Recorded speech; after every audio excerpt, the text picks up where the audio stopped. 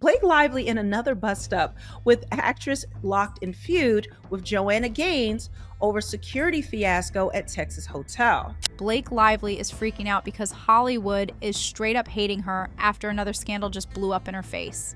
From her messy past. Blake Lively is a very loud person. This time she went nuts on an innocent woman at a Texas hotel, like a full-on psychopath for simply existing. Same move she pulled on Justin Baldoni, acting like the victim when she's really the aggressor.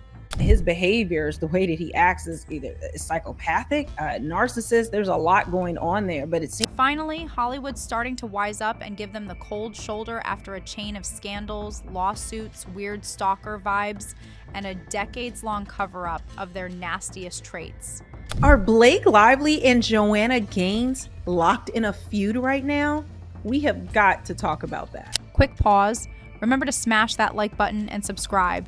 You know the drill. Now back to the madness. A total creep show went down at a hotel in Waco, Texas. Yes, Waco. Not New York, not Paris, not some fancy island in the Maldives. Freaking Waco. If you don't know, during South by South weekend, Blake Lively was staying at Hotel 1928, which is in Waco, Texas, about an hour and a half from where South by Southwest was taking place. Blake rolled up acting like she was royal and lost her mind at this small town boutique hotel. Hotel 1928, owned by Joanna Gaines, no less. And trust me, this fiasco was so unhinged, it felt straight out of a Netflix thriller. So it made no sense for her to stay there. So here's the scoop. South by Southwest 2024 is happening, right? That's where all the top stars are. But what does Blake Lively do? She randomly books a hotel that's 1.5 hours from the actual festival. That's not privacy, that's control. Like, girl, were Austin's hotels not fancy enough? Or did you just want to stir up drama under the guise of privacy? Either way, we now know it had nothing to do with the festival. You know, she was actually meeting with Joanna to talk about some business stuff that was going on, or some business that they may have coming up. I'm not sure. But she was supposedly meeting with her. She was supposedly there to meet Joanna Gaines. Some business arrangement, so they say. But all she really ended up doing was tormenting an innocent guest and having an Oscar-level meltdown over, get this, not getting VIP treatment. Enter Caitlin Cooper. She's just trying to enjoy a chill weekend with her mom after a miscarriage. She booked this hotel because it was on her bucket list. Massive Chip and Joanna Magnolia fan, the whole 9 yards. She's not some influencer chasing clout. She's got like 100 followers on Instagram. Her idea of fun, snapping artsy shots of rustic wallpaper. But guess who turned it into a nightmare? Yup, Miss Gossip Girl. And then finally, when her mom, I think, went to dinner or lunch there in the hotel, some of the wait staff had told her it was Blake Lively. And she was like, oh, that's cool. That's great. Like, you know, she was a fan of Blake Lively from Gossip Girl. Blake finds out somebody might have recorded her for literally 3 seconds in a super blurry clip from far away. She goes full Black Mirror. Caitlin is in the lobby, nowhere near her. And Blake strolls in. Loud, obnoxious, making sure everyone knows she just arrived. And then Blake is just loud and walks in, and she just has it's like a 20-second clip. You can barely see Blake, but it's clearly her, very loud. And then she notices that, she turns, I think, and notices that Caitlin is filming her. So subtle, right? She spots Caitlin and instantly becomes the world's worst detective. Fast forward to checkout. Caitlin's loading bags into her car, minding her own business. And guess who shows up with phone in hand? Blake? Just there filming her like some unhinged TMZ wannabe. No, hey, can we talk? Nothing. Just the phone out. Blake even circles around Caitlin's car, recording the entire vehicle, like she's searching for hidden contraband. And yep, she zooms in on the license plate. Girl, what? Who does that? Then a security guard pops out of nowhere, lurking by the plate too, like this is some top secret mission. Caitlin and her mom hightail it out of there, understandably shaken. I mean, who wouldn't be? You go on a healing trip and end up getting recorded by someone who's apparently bored with her Pinterest perfect life. Finally, when her mom, I think, went to dinner or lunch there in the hotel, some of the wait staff had told her it was Blake Lively. And she was like, oh, that's cool. That's great. Like, you know, she was a fan of Blake Lively from Gossip Girl. She was not embroiled in any of the things during the case of Justin Baldoni.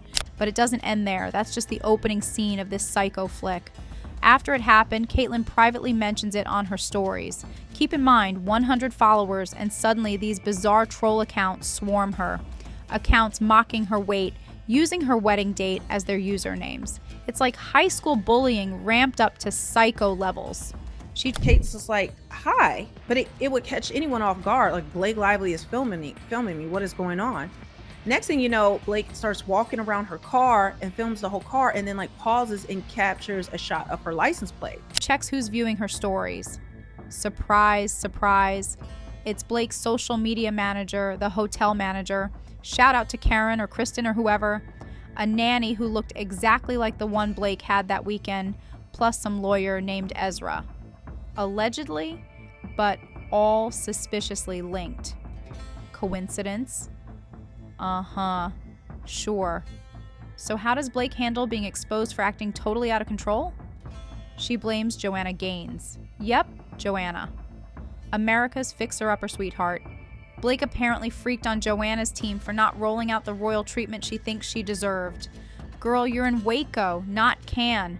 What were you expecting? Champagne waterfalls and velvet ropes?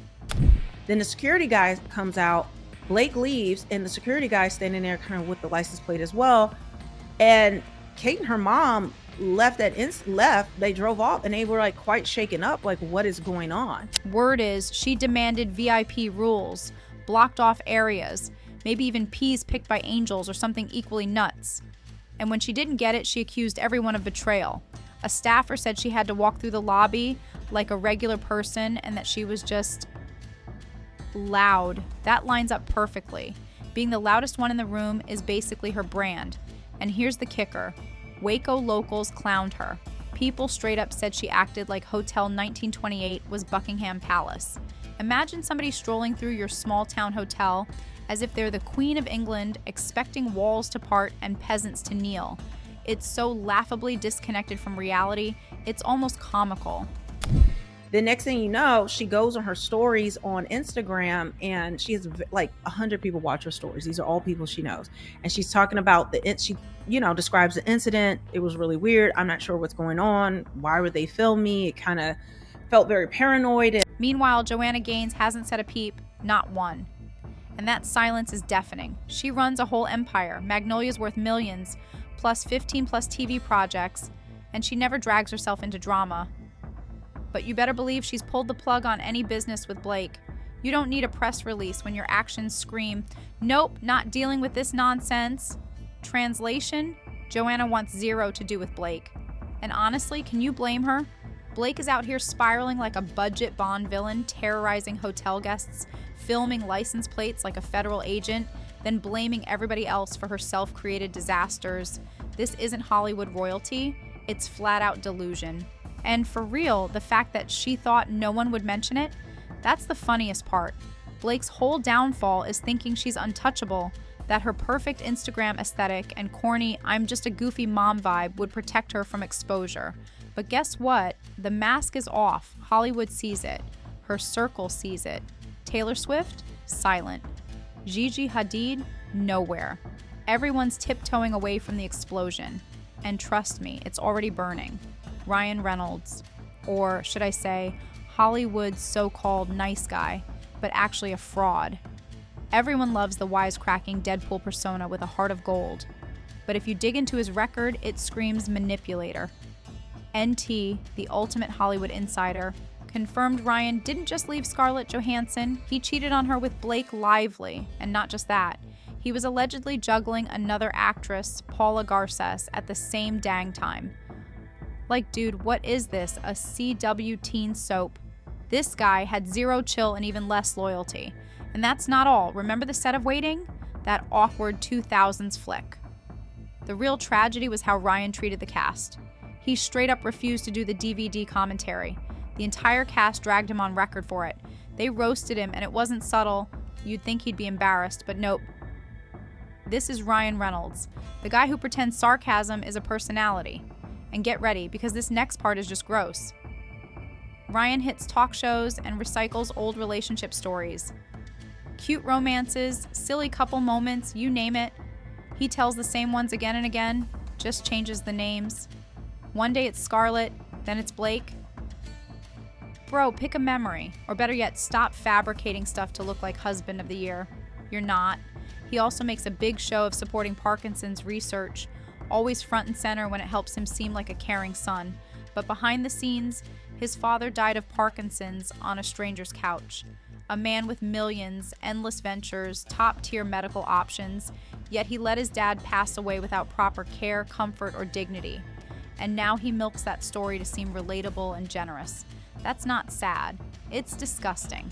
And it's not just me. Entai and other Hollywood insiders say Ryan checks every box for a narcissist, possibly a psychopath. Think about it. The lies, the control, the recycled stories, the image obsession, classic textbook stuff. He doesn't care about people. He cares about how people see him. That, in a nutshell, is Ryan Reynolds, a calculated PR machine dressed as Deadpool. Now for the real puppeteer, Blake Lively and her curated PR fantasy land. These two treat media manipulation like a full-time gig, which it is because how else do you explain every shady story about them vanishing? We're talking way back to Green Lantern. Remember the cheating talk back then? Suddenly headlines pop up about Ryan dating Sandra Bullock while Blake is off vacationing with Leonardo DiCaprio. Then, boom, they both magically end up together. That's media misdirection. Straight up PR theater. And the most laughable PR stunt of them all? The pap photos at Taylor Swift's Rhode Island mansion in August 2024. As if Taylor doesn't have secret tunnels and 18 escape routes, but somehow we get perfect, crystal clear shots of Blake and Ryan strolling into her beach house, hand in hand, totally staged. Why? So tabloids would say, Blake and Ryan visit bestie Taylor Swift amidst controversy. They tried to borrow Taylor's squeaky clean rep to mask their own chaos. Spoiler alert, it backfired, and Taylor isn't stepping in now. This duo also overloads the press with random celeb gossip to bury their own drama. Notice how we get a million headlines about Taylor Swift and Travis Kelce every time Blake's name trends for the wrong reasons? Yeah, that's intentional. It's called press flooding. Throw out distractions so we forget Blake's being accused of harassment, manipulation, and straight up lunacy. She's bullied people on set, crew members, other actors. Nobody's safe. Now that she's with Ryan and rolling in cash, she uses that power to bully anyone who won't kiss her ring. Complain about her? She'll unleash her lawyers and PR sharks faster than you can say Magnolia Hotel. This is someone who can't handle criticism and turns everything into a personal vendetta. Her narcissism hasn't changed. It's just been given a pretty Instagram filter. She still has that 2007 mean girl energy. Only difference is now she's got the money and connections to shut people up. Well, she did. Blake Lively's fake girl boss facade is collapsing. Her so-called production company, all talk, zero results. It's coming soon, this, and in development, that. She's not a powerhouse. She's a manipulative control freak hiding behind pastel posts and forced confidence. And when It Ends With Us didn't go her way, she apparently hijacked the film from director Justin Baldoni, swapping his edit with hers. That wasn't enough. She also lied, claiming Taylor Swift would only let them use her song if they fired the original composer. Flat out made up. Taylor never said that. Blake just dropped her name to bulldoze folks behind the scenes. This isn't ambition. It's sabotage in a designer dress. Now, about that casting mess, because it gets even juicier. For the role of Lily Bloom, Blake didn't just star. She allegedly pulled strings to mess with casting too, using Taylor Swift's influence to bring in Isabella Ferrer, who happens to be a total Nepo baby linked to George Clooney.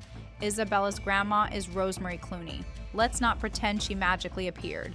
But Blake wanted it to seem like a fresh face discovered from nowhere, when really it was Hollywood favors and hush-hush deals behind the curtain. Meanwhile, Blake and Ryan's sparkle world started to implode.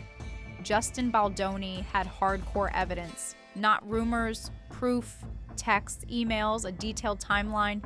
He didn't just push back, he brought a legal bazooka to the fight, leaving zero room for Blake's gaslighting. Blake and Ryan tried to rewrite history, assuming we're all goldfish with short memories, but this time it failed. The court saw right through it. Then the worst news for them. The judge ruled that all of Blake's texts from August 2024 onward are fair game. Every manipulative text, every scheming line, every meltdown, all out in the open. And if you think her girl boss persona was messy on camera, wait till you see those texts. Oh, and guess what? Taylor Swift might have to testify too. Yes, Blake's roping the world's biggest pop star into her meltdown. Bestie goals, right? Speaking of Taylor, this is where it gets really awkward. Blake used that friendship as a shield for years. Look at me, I'm Taylor's best friend, godmother to her kids, we go on vacays together. That was Blake's go-to every time the media got close to the truth. But when things heated up in 2021, what did Blake do? She staged a pap walk outside Taylor's Rhode Island house to show they were still besties. But insiders say Taylor never approved it. So now Blake's lying to Hollywood and to the one person who might have helped her salvage her image. And what happened after that? Crickets. No sign of Blake or Ryan in Taylor's circle. No Super Bowl party. No hangouts. No Instagram tags. No public support. Taylor didn't even fake clap for them. Feels like, girl, you're on your own. And honestly, Blake brought this on herself. Instead of owning up, she dragged everyone else down. Even the one friend whose massive fan base could have saved her PR meltdown. Blake Lively basically forced Taylor Swift into her legal disaster, possibly making her testify in federal court over lies Blake told about It Ends With Us.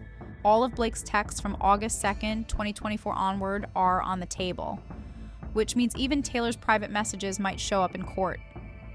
This PR nightmare, triggered by Blake's control obsession, has finally revealed her as the manipulative narcissist she's always been.